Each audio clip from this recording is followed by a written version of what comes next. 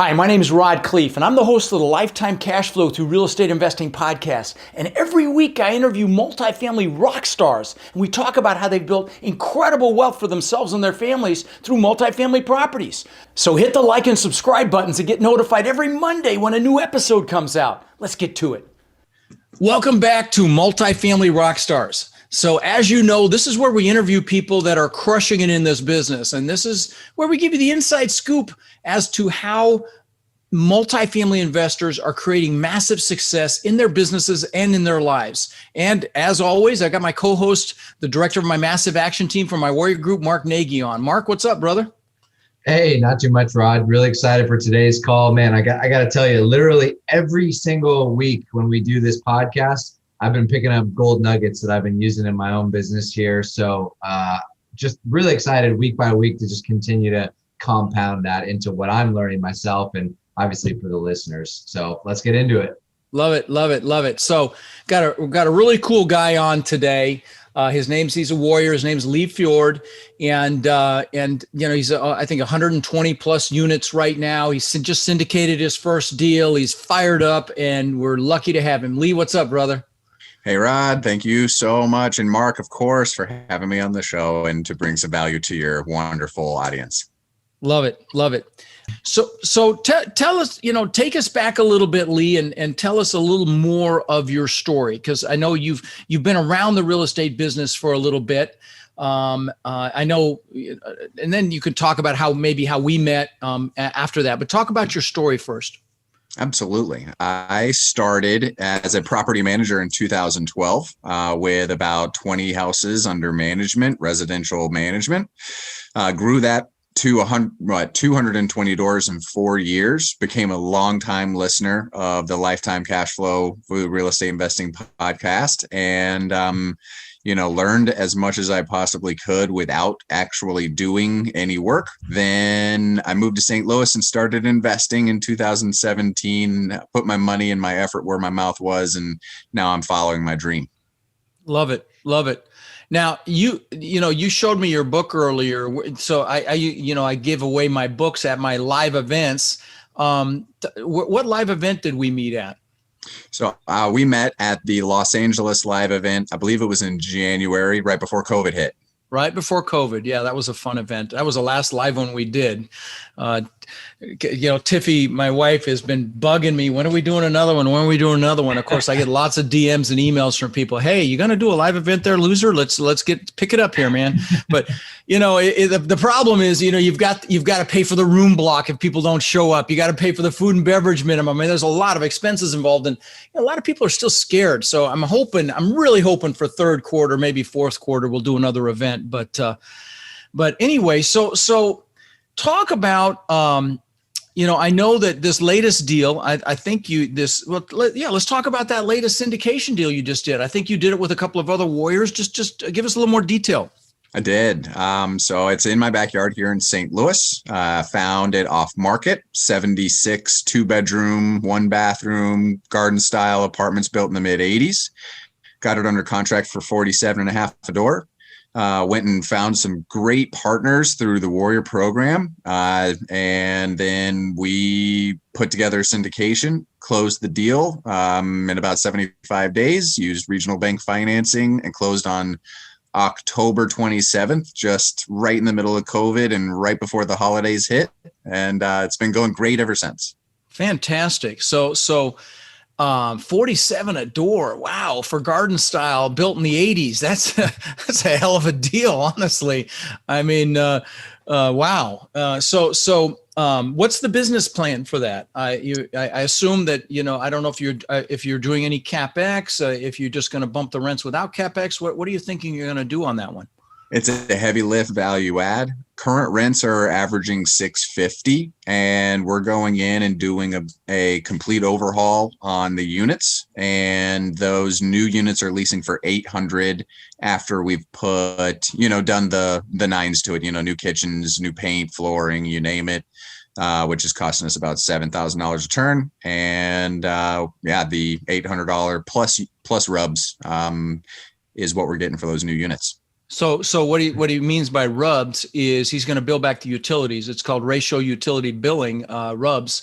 And so, of course, guys, any increase to the net operating income is an exponential increase to the value. So certainly by decreasing expenses and billing back utilities, that will go right to the bottom line. And then, of course, those big rent increases will have an impact as well. Well, that's fantastic, man. So let me ask you this, because team is such an important piece of this.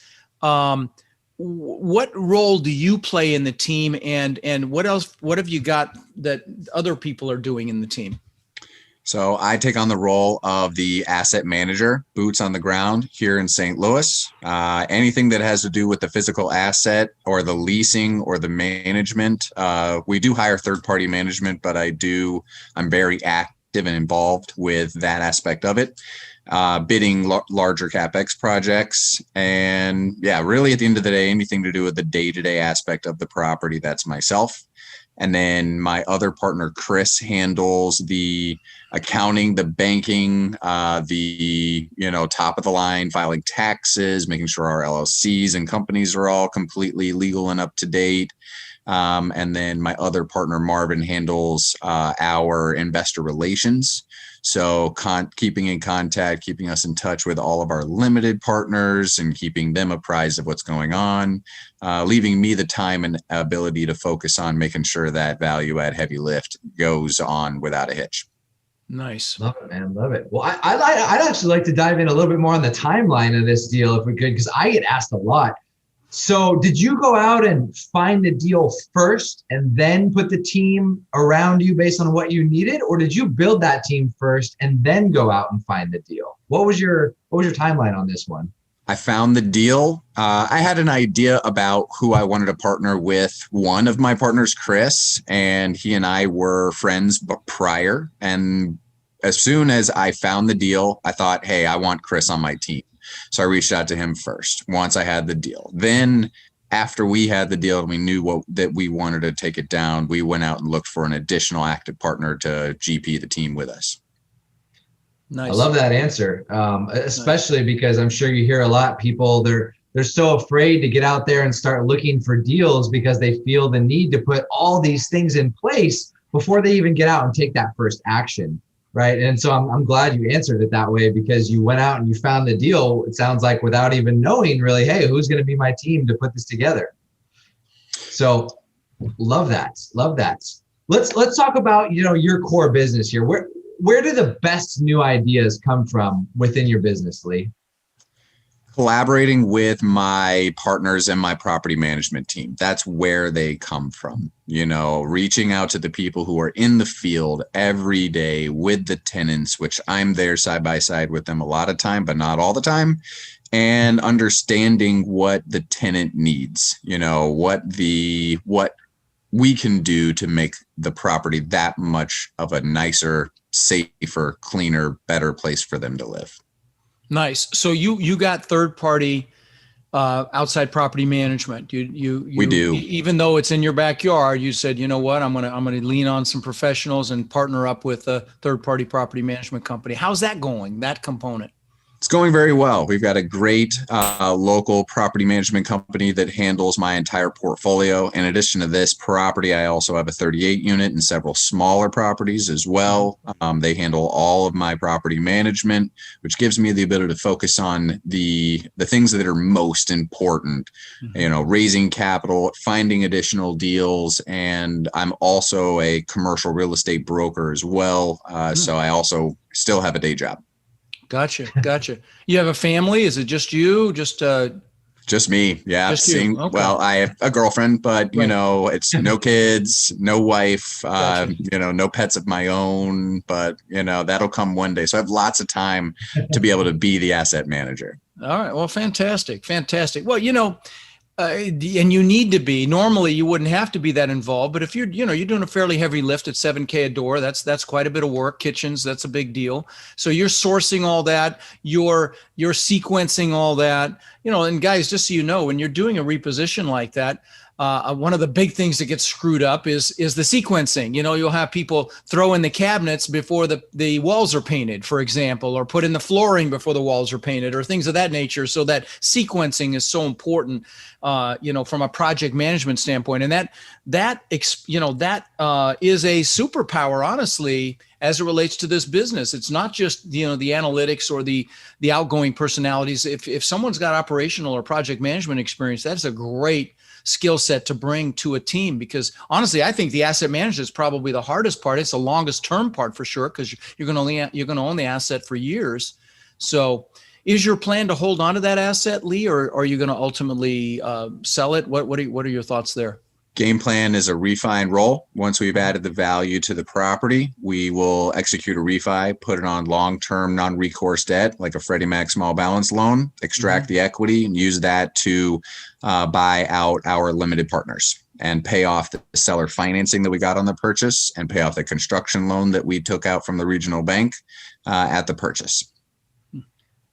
Love it. So you plan on just holding it for lifetime cash flow, it sounds like. Lifetime cash flow is the name of the game. That's right. Well, I've heard that before. I don't know why that's familiar to me, but it's Awesome. Well, so glad things are, you're taking that next step in your business and things are really going well. Tell us about a stressful situation, that you faced in this business and how you got through it. A stressful situation that I'm dealing with right now is the executing of our applications with local and state governments that are divvying out the federal funds to tenants who are being affected by COVID. We're in the process of submitting a little over a dozen applications for rent assistance for tenants that have been affected by COVID. Thank God the federal government did distribute out $25 billion with this last stimulus package. That went then to the states, to the local municipalities and local authorities to be able to divvy out or approve the applications. So we're working through that process. We have lots, of the 124 doors, 10% of them are actively, we are helping them apply for that. And it's a struggle, not only getting the applications in and the information from the tenants, but approved. It's a process, time consuming, but I'm thankful for the help that they gave us or are giving our tenants. And I think they pretty much catch you up, don't they? I don't know if that program is like that there. Yeah. So they'll pretty much catch you up on any back rent. So it's definitely worth the effort. All day. Love it. So let me ask you this. I know you it's just a girlfriend and no furry kids or regular kids. What have you had to give up or sacrifice to get to where you are right now, Lee? What if anything, have you had to give up?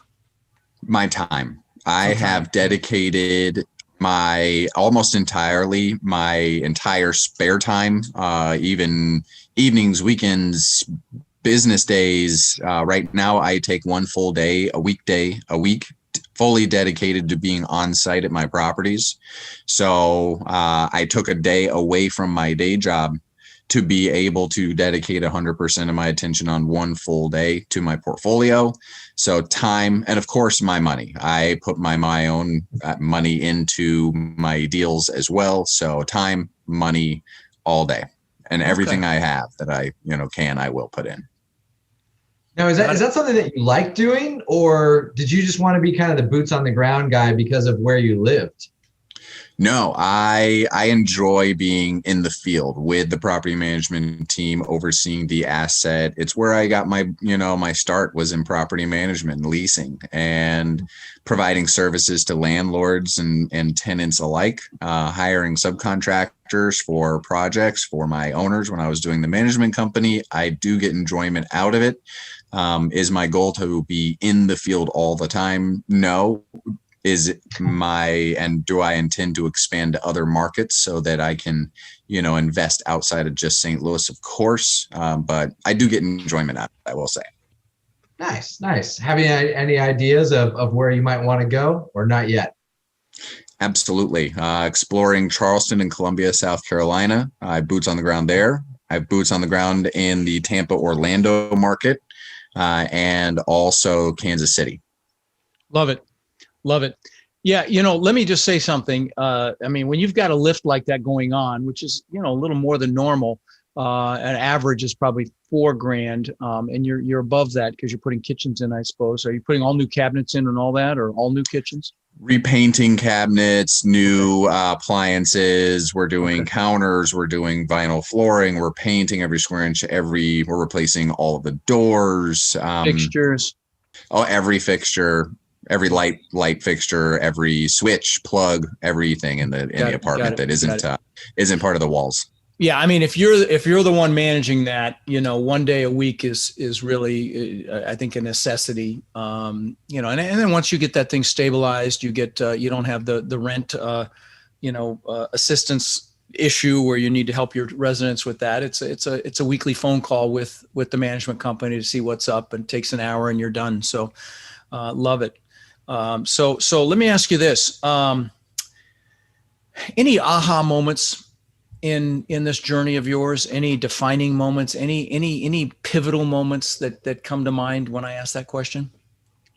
The moment when I realized that raising capital from someone other than my own friends that are, in my phone currently, or my own family, when I realized that I could lean on others for capital, it changed my whole mind frame when it came to real estate investing. Well, let's talk about that. Where did that come from, right? What was the mindset shift that made you realize, wow, I can go out and raise other people's money? Because that's obviously one of the biggest challenge, I would say, that people mentally face when they're getting into this business, at least when I talk to them. How do I go about raising the money? Where am I going to go finding these people, right? I can't tell you how many times I get that question. So how did you shift? One of my partners originally the deal was the 76 unit was going to be a JV deal. And one of my partners said, hey, I have some friends that would probably want to invest with us passively.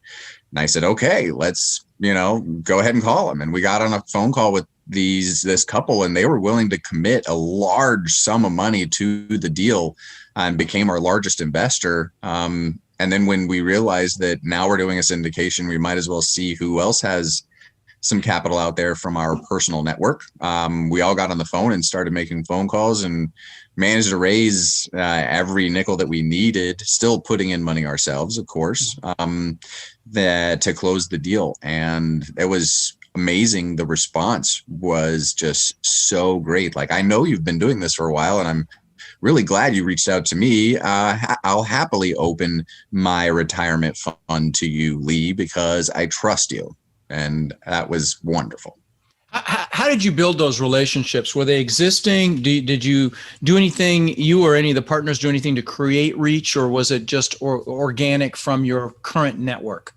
We did a 506B, so it was only from our current network of friends and family. Gotcha. The next one will ideally be a 506C so that we can do marketing and utilize that marketing to find new contacts with equity. But of course, as you know, that limits us to accredited investors only.